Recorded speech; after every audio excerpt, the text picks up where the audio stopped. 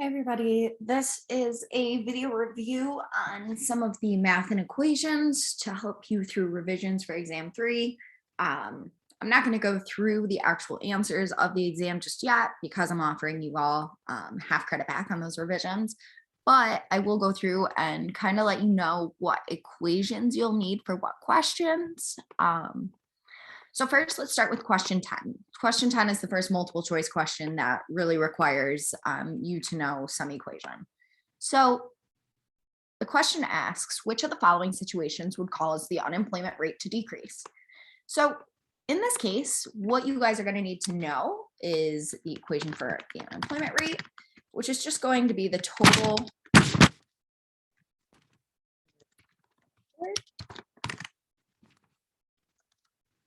So it's just going to be the total number of people unemployed divided by the total number of people in the labor force. So for this question, a big hint for it is to know what is included when we say people included in the labor force. So we want to know which of these four choices is going to make this unemployment rate decrease. So for something to decrease, we could have this denominator stay the same, and we could have this top number decrease. What could happen is we could have this top number decrease, yet still see an increase down here. And that will also give us that decrease. So with that information, go through and just come up with different situations saying, if someone who was unemployed, situation number A, an unemployed worker accepts a job, meaning that they're being taken out of that top numerator, but they're still included in this top or in this bottom denominator.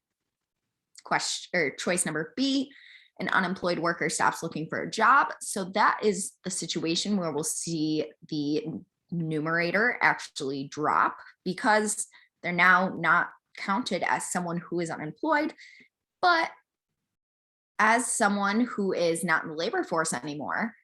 We're going to see actually this decrease. Okay, so just go through these examples and work through the problems to see which of the following changes would make that unemployment rate decrease, okay? I hope that helped. Sorry if that's a little unclear. Let's go down to question number 18, I believe, is the next question. We'll need some kind of equation. So for question number 18, we're talking about real GDP and nominal GDP in the same year. So the following question asks, which of the following is equal to the GDP deflator? So at the top, we know our GDP deflator is going to be our nominal GDP over real GDP times 100. So for question number 18, what we're going to have is that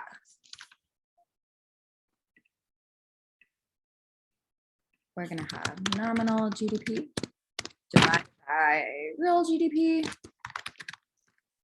times 100.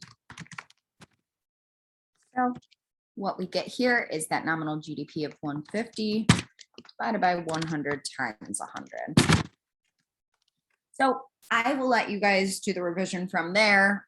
It's pretty straightforward once you know that equation.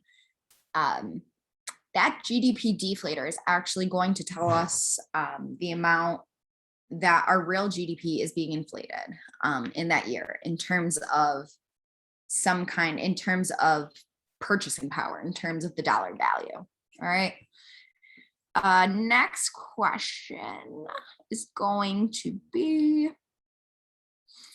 question 21, where we need an equation. Question 21 asks about an inflation rate. So what we want to find is the inflation rate between 2020 and 2021. Okay. So what we're going to do, and the equation we're going to use for this question 21 is going to be the CPI of 2021 minus the CPI 2020, all divided by that CPI of 2020. All right.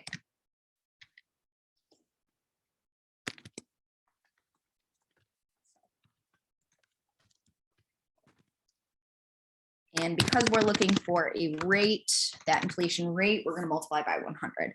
So we see in this top numerator, we're going to find the difference between those indexes. We're going to find that change, all divided by that original index multiplied by 100. All right. So that is the equation you are going to use for that. Moving on. Question 23. This is an extended response question with 10 points. In this question, what we're asking for is nominal GDP for both years. So in order to find nominal GDP, all you do is multiply quantity times the price in that year. So for the nominal GDP of my year one, I'm going to take the quantity sold and the price in that year. So same thing, and then I'm going to add it to the quantity sold of clothing times the price of clothing in year one. In order to find the nominal GDP for year two, we know nominal means that it's currently in that year's dollars, in that year's value of $1. So in order to find the nominal GDP for year two, we're going to use year two prices. So same thing, multiplying the quantity times price and adding that together, adding these two together in order to find that nominal GDP. So what gets tricky is when now we get to question C. For question C, what we want to do now is assume that year one is going to be our base year. So in order to compare the GDPs of both year one and year two, we need to have some kind of comparable dollar. Because the dollar's values, inflation is not the same from year to year. We can see prices are changing. Because of that, we want some kind of comparable GDP measure. So we want to find that real GDP of year two. In order to do that, all we're going to do is take the quantity sold from that year two and use year one prices, okay? Because year one is our base year, we're going to use the prices from year one, but still those quantities from year two, that real quantity that was sold and produced in year two. Okay, and then same thing for the inflation rate. What we're going to do is we have to take an extra step now because we have now that real GDP in year two, along with that real GDP in year one. We want to compare not apples and oranges. We want apples and apples or oranges and oranges. So that means we want to compare these real GDPs. We want to compare the same indexes, whatever it is. So now we need to take that extra step. So what we're going to want to do is take that GDP deflator from the year 2021, or from year two, I apologize, and subtract it from the GDP deflator for year one, all divided by that GDP deflator for year one once again. Okay, so let's talk about this equation just a little bit more. This is to find that inflation rate from year one to year two. Like I said, because we cannot compare apples and oranges, because we cannot compare real GDP from year one to year two, GDP is not going to stay the same from year to year. Because we cannot compare nominal GDP to real GDP, we need to have some comparison measure. So what we're going to do is measure the change in that GDP deflator in order to find the inflation rate. All right. And lastly, what we have is question number 24, where we are now going to have to use,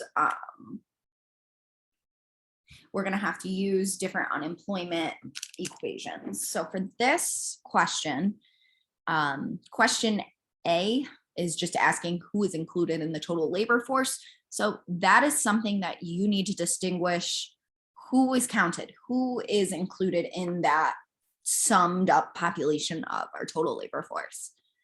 In order to find the labor force participation rate, what we are going to do is take the amount of people that were included in the labor force,